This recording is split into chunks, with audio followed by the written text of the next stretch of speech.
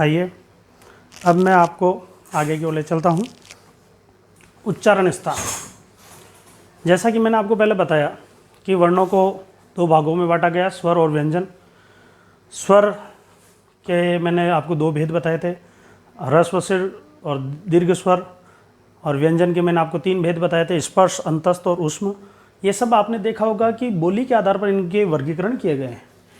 जैसे हम वर्ण को उच्चारित करते हैं उसके आधार पर उसका एक अलग वर्गीकरण है। तो वर्ण को उच्चारण करने के लिए कितने प्रकार के उसके उच्चारण स्थान हैं।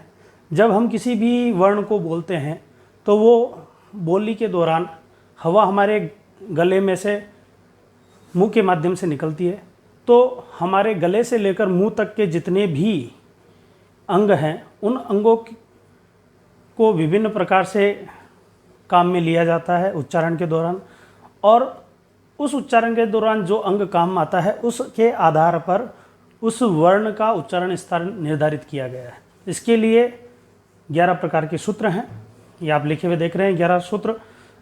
पहला सूत्र है अकुह विसर्जनीयानाम कंठ, दूसरा है इच्चु यशानाम तालु, तीसरा है ऋतु रसानाम मूर्धा, चौथा जो है ऋतु लसानाम दंतः, पांचवा है उपु पद्मानियानाम ओष्ठौ, छठा है यमंगण नानाम नासिका च, सातवां है ए देतो कंठतालु, आठवां है ओ दौतो कंठोष्टम, नौवां है वकारस्य दंतोष्टम, 10वां है जिह्वामूलीयस्य जिह्वामूलम और 11वां है नासिका अनुस्वारस्य। तो इस प्रकार से 11 सूत्रों के माध्यम से विभिन्न उच्चारण स्थानों का वर्गीकरण किया गया है।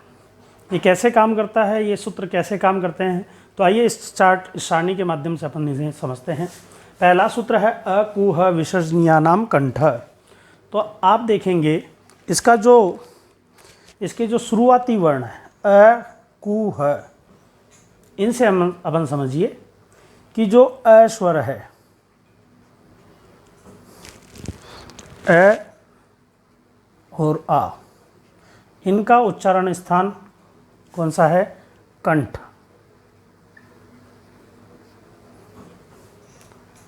अ से अ और आ समझना है। दूसरा आया कु।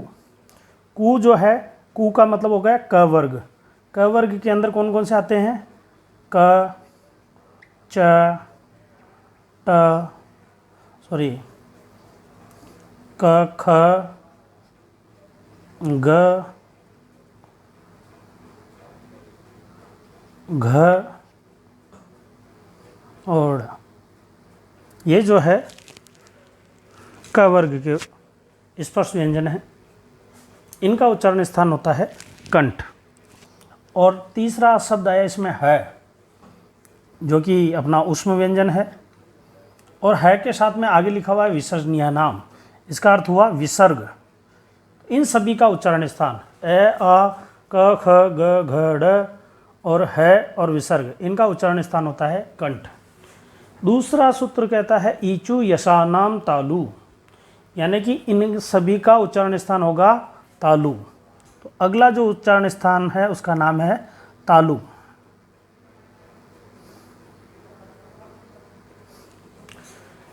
क्या होता है इसमें? देखिए ई सबसे पहले, तो इसमें अपन को लेना है ई और बड़ा ई, फिर आया चू।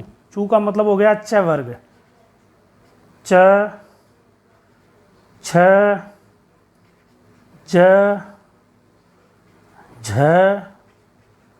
या, इनका उच्चारण स्थान हो गया तालव्य। और इसके बाद आया था ये अंतस्थ व्यंजन है, और उसके बाद आया था श, ये ऊष्म व्यंजन है। इन सभी का उच्चारण स्थान होता है तालु। तीसरा जो अपना सूत्र है ऋतु रसाणाम मूर्धा, इसमें क्या क्या आएगा?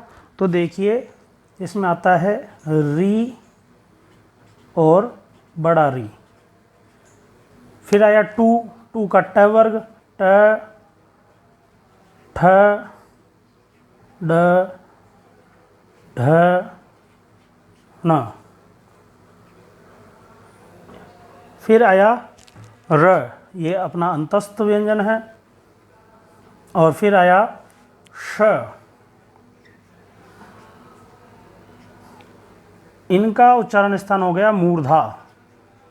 मूर्धा किसे कहते हैं? कंठ तो आप जानते ही हैं, तालु आप जानते ही हैं, तीसरा है मूर्धा।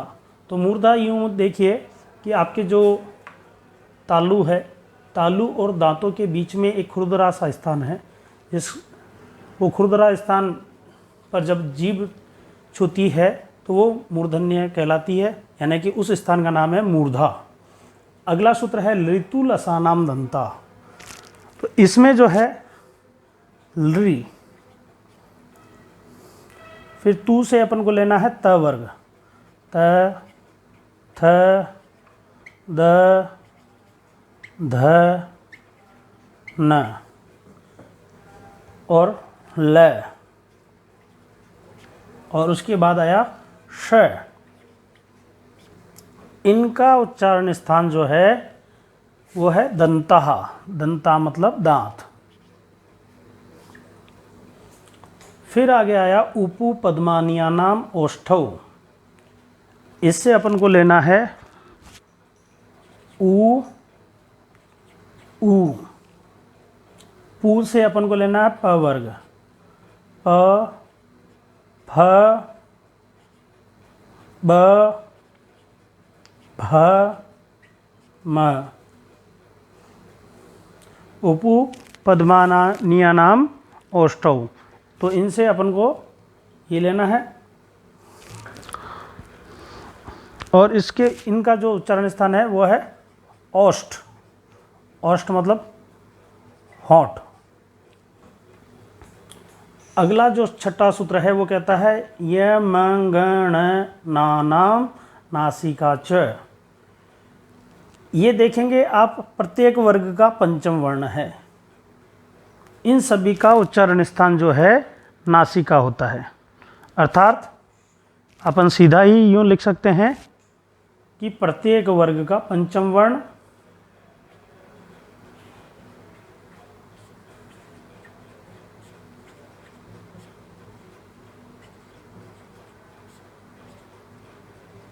इनका उच्चारण स्थान होता है नासिका। नासिका के लिए एक और सूत्र है नासिकानुस्वारस्य, यानी इसमें जो अनुस्वार होता है, अनुस्वार मतलब जो ऊपर बिंदी बनती है अंग की, इसका भी उच्चारण स्थान ही नासिका होता है। तो ये जो दोनों सूत्र हैं, इन दोनों को नासिका जो उच्चारण स्थान है उसके अर्थ में ही काम लिया जाता है। फिर आगे आया ए तो कंठतालु। तो इसमें ए और ऐ, इन दोनों का जो उच्चारण स्थान है वो कंठतालु। कंठतालु मतलब इसमें जब अपन इनको उच्चारित करेंगे तो कंठ और तालु इन दोनों का प्रयोग होगा। तो इनका उच्चारण स्थान है कंठतालु। अगला है औदौतो कंठोष्टम। औदौतो का अर्थ हो गया ओ तथा औ। इन दोनों का उच्चारण स्थान जो है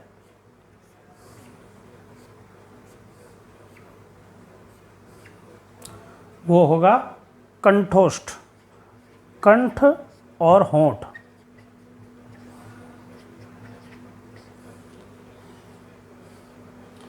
नवा जो अपना सूत्र है वो कहता है वकारस्य दंतोष्टम। अर्थात जो व है इसका उच्चारण स्थान दंत और ओष्ठ हैं। मतलब इस व को बोलते समय दांत और ओष्ठ इन दोनों का प्रयोग होता है।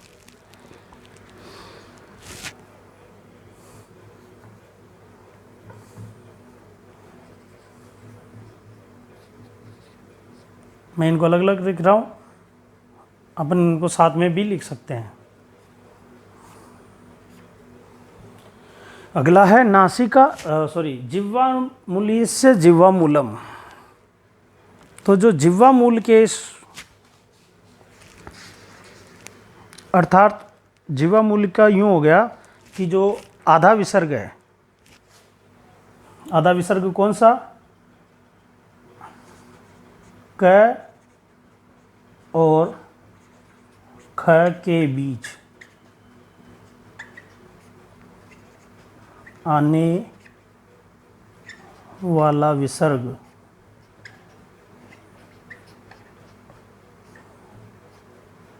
जैसे उदाहरण के तौर पर अपन लिखते हैं दुख,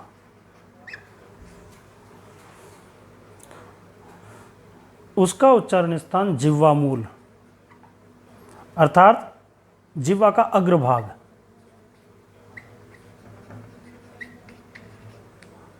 इनका उच्चारण स्थान जिह्वा मूल होता है। और ये इसके बारे में मैंने आपको बता ही दिया कि जो अनुस्वार है इसका उच्चारण स्थान नासिका होता है। इस पूरे चार्ट को आप अच्छी तरह से दिमाग में बिठा लो, किस प्रकार से इन सूत्रों के माध्यम से अपन विभिन्न स्वरों और व्यंजनों के उच्चारण स्थान को पहचान सकते हैं। ठीक है, आज के लिए इतना ही काफ़ी।